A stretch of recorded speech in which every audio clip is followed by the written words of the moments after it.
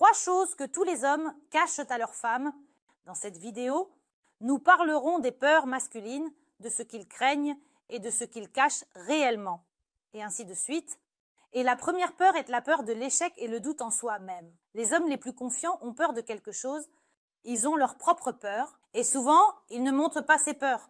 Ils ont peur de les partager avec leurs femmes pour ne pas paraître faibles, vulnérables, craintifs ou incapables de gérer certaines choses. Alors, comment la peur de l'échec peut-elle se manifester? Par exemple, vous commencez une relation et l'homme évite de parler de l'avenir. Et quand la conversation commence à porter sur des projets communs, pour l'avenir, l'homme change de sujet, de toutes les manières possibles. Et la femme peut interpréter cela de différentes manières. C'est-à-dire que la femme peut penser qu'elle n'est pas importante pour lui et qu'il ne veut pas de relations futures avec elle. Mais si un homme ne se sent pas stable et par exemple, il comprend qu'il ne peut pas offrir à la femme la sécurité et la stabilité, alors il évitera ces conversations de toutes les manières possibles. Plus loin, cacher ses doutes pour que la femme ne le voie pas comme une personne faible. C'est-à-dire que les hommes, tout comme les femmes, ils ont également besoin de soutien, eux aussi. Il est également important que quelqu'un soit à leur côté, qui croit en eux et leur offre ce soutien. Mais il est souvent difficile pour un homme de l'admettre et de l'exprimer. Une femme peut pleurer, une femme peut dire qu'elle a du mal, une femme peut s'appuyer selon elle sur une épaule forte, mais un homme ne peut apparemment pas trouver une épaule forte pour lui-même, et c'est précisément à ce moment-là qu'il peut se corriger, ressentir ses propres peurs. Et ici, il ne va pas exprimer certains doutes pour qu'elle ne ressente pas qu'il est faible, et il peut aussi y avoir une confiance en soi excessive. C'est-à-dire qu'un homme peut soit au contraire, par exemple, ne pas parler de l'avenir, avoir peur, fonder une famille, avoir peur, s'engager dans une relation. Et ici, comme une lutte contre ses peurs, un homme peut montrer une confiance en soi excessive, mais pour une raison simple, c'est qu'il a en réalité beaucoup de ces doutes. Que doit faire une femme dans cette situation si vous reconnaissez votre homme? Ici, la femme doit montrer sa disponibilité, soutenir l'homme dans toutes les situations, pas seulement quand il réussit quelque chose et que vous vous réjouissez avec lui, mais quand il échoue, quand l'homme voit qu'à ses côtés se trouve un ami. Pas seulement une femme, mais aussi un ami. Et elle le soutient, et ce n'est pas grave s'il n'a pas réussi quelque chose, s'il n'a pas géré une situation et qu'une tâche est devenue incontrôlable, si à ce moment-là la femme lui offre ce soutien et qu'il ressent également une épaule solide, car tout le monde a besoin de soutien dans ce monde, la femme a besoin de soutien et l'homme a besoin de soutien. Ainsi, si une femme croit en son homme et le soutient, alors il n'aura pas peur d'être plus franc, de communiquer avec vous, alors il vous fera davantage confiance et la relation se développera naturellement de manière plus harmonieuse. Suivant, la deuxième peur est la peur de se manifester. Les émotions et l'homme. En réalité, il est très difficile pour lui d'exprimer souvent ses émotions.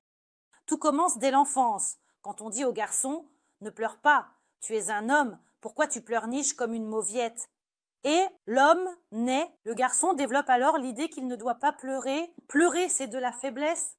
Ou bien il pense qu'il ne peut vivre ses émotions et ses sentiments qu'à l'intérieur de lui-même. Partager ses émotions est interdit, car on penserait que je suis faible. Et une mauviette, c'est-à-dire ce qu'il a entendu dans son enfance, et cela est déjà pris comme modèle de comportement, et maintenant, l'homme peut éviter toute discussion sur des problèmes personnels, c'est-à-dire que lui est arrivé quelque chose au travail, il rentre renfermé, il ne vous raconte rien, il a peur de partager avec vous certains moments, parce qu'il pense qu'à ce moment-là, il apparaîtra par exemple faible dans cette lumière, peu flatteuse qu'il craint de montrer. Cela inclut également le refus d'aide, même s'il en a grandement besoin.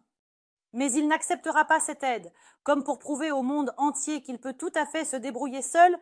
Et la rétention des larmes, la peur de se montrer vulnérable, c'est pourquoi les émotions sont souvent interdites chez l'homme.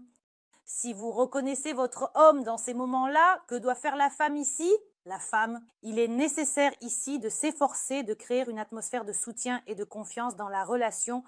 Tout d'abord, ne pas avoir peur de parler de ses propres sentiments. Demandez à l'homme, à certains moments où il commence à se confier à vous, de ne surtout pas critiquer, mais de soutenir.